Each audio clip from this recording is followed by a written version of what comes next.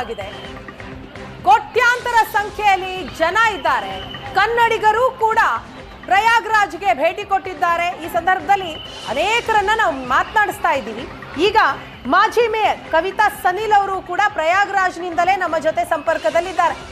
ನಮಸ್ಕಾರ ಕವಿತಾ ಅವರೇ, ಎಲ್ಲಿದ್ದೀರಿ, ಹೇಗಿದ್ದೀರಿ, ಸುರಕ್ಷಿತವಾಗಿದ್ದೀರಾ? ಸುರಕ್ಷಿತವಾಗಿದ್ದೇನೆ. ನಾನು ಆಯ್ತು 4 ದಿನ ಆಯ್ತು ಬಂದು. ಇವತ್ತು 3ನೇ ಸ್ಥಾನ. ಇವತ್ತು ಮೌನಿ ಅಮಾವಾಸ್ಯೆ ಸ್ಥಾನಕ್ಕೆ ಅಂತಲೇ ನಾನು ಬಂದದ್ದು ಇವತ್ತು. ಸೊ ನಿನ್ನೆ ಮೊನ್ನೆ 2 ದಿನ ಸಹ ಮಾಡಿದೆ ತ್ರಿವೇಣಿ ಸಂಗಮದಲ್ಲಿ. ಇವತ್ತು ಕೂಡ ತ್ರಿವೇಣಿ ಸಂಗಮದಲ್ಲಿ ನಾನು 3 ಗಂಟೆಗೆ ನಮ್ಮ ಕದ್ರಿ ಮಠದ, ನಾನು ನನ್ನ ಗಂಡ ನಾವೆಲ್ಲ ಒಟ್ಟಿಗೆ ಬಂದಿದ್ದೇವೆ. ಸೊ ನಾನು ನಮ್ಮ ಕದ್ರಿ ಮಠದ ನಿರ್ಮಲನಾಥ ಮಹಾರಾಜ್ ಅವರ ಜೊತೆ ಬಂದಿದ್ದು. ಸೊ ನಮ್ಗೆಲ್ಲ ಬಹಳ ಒಳ್ಳೆ ರೀತಿಯಲ್ಲಿ ಆಯ್ತು.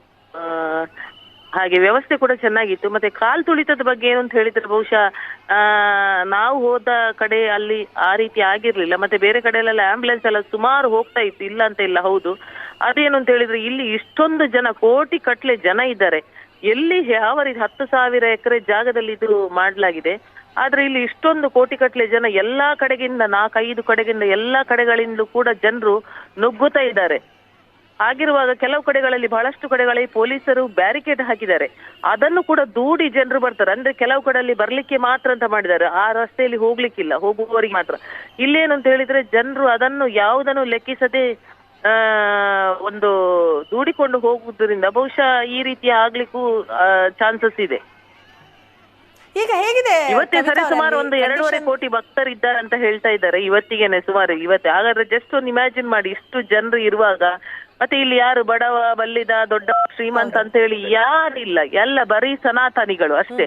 ಸನಾತನ ಏನು ಅಂತ ಹೇಳಿದ್ರೆ ಬಹುಶಃ ಇಲ್ಲಿ ಬಂದ್ರೆ ಮಾತ್ರ ಗೊತ್ತಾಗ್ತದೆ. ಈಗ ಬಹಳಷ್ಟು ಆಂಬ್ಯುಲೆನ್ಸ್ ಗಳು ಓಡಾಡ್ತಾ ಇತ್ತು ಅಂತ. ಈಗ ಹೇಗಿದೆ ಅಲ್ಲಿ ಪರಿಸ್ಥಿತಿ? ಕಂಟ್ರೋಲ್ ತೆಗೆದುಕೊಂಡಿದ್ದಾರಾ ಪೊಲೀಸರು?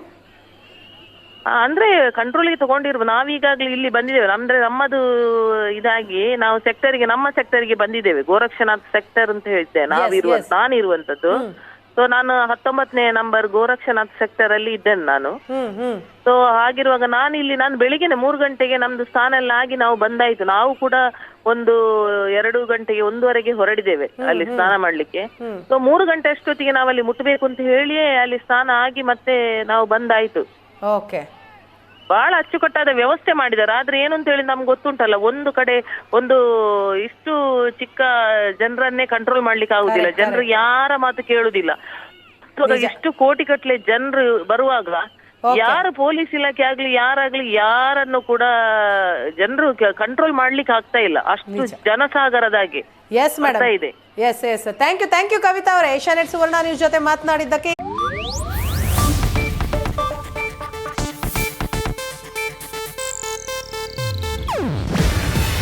ಇದು ಏಷ್ಯಾನೆಟ್ ನ್ಯೂಸ್ ನೆಟ್ವರ್ಕ್ ಪ್ರಸ್ತುತಿ. ನೀವು ನೋಡ್ತಿದ್ದೀರಾ ಏಷ್ಯಾನೆಟ್ ಸುವರ್ಣ ನ್ಯೂಸ್.